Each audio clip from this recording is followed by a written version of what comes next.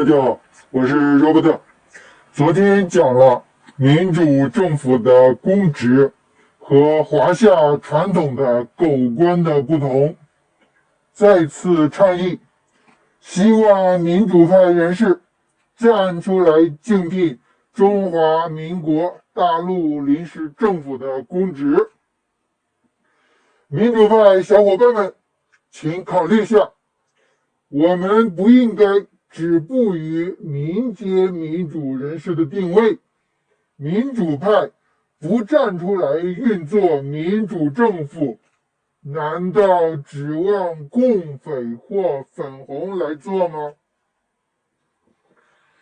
今天讲一下民主社会的公职和金主和公众的关系，大概是互相制衡的关系。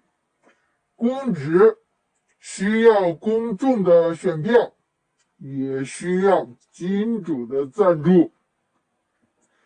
公职需要公众的选票，这是毫无疑问的。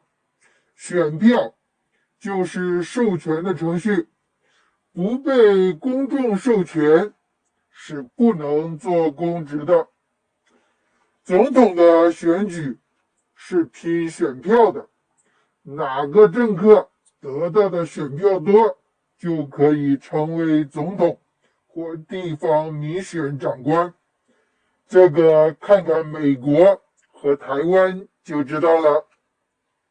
公众还能用选票罢免公职。韩国瑜现成的例子，他的高雄市长职位就被高雄人投票罢免了。加州州长的罢免公投则失败了。选票就是政客成为公职的硬性条件，且不说是否有选票作弊，选票程序肯定是必须的。因为选票，政客必须考虑公众的诉求，欺骗也好，打折扣也好，政客要走入政府大舞台，就必须考虑民众能投给他多少票。这是公众对公职的制衡。公职也需要金主的协助，公职也会受到金主的影响，因为市场自由经济，民主社会的财富基本会最终掌握在少数人手里，也就是金主了。金主也会有经济利益和政治利益的诉求，他们自然会出资来赞助支持有利于他们的政客来竞选公职，他们也会资助马仔通过考试竞聘程序进入事务官队列。作为社会财富的主要所有人，他们会非常关心政策和法律的，调度资源来影响政客和公职几乎是必然的。一个政客要想成为有建树的公职，金主是绕不过去的。虽然公职受到公众民意的制约，也受到金主的影响，但政客毕竟也不是木偶，他们也会有自己的观点和立场，所以政客并不会一定向所有民意妥协，也不会一定答应金主的条件。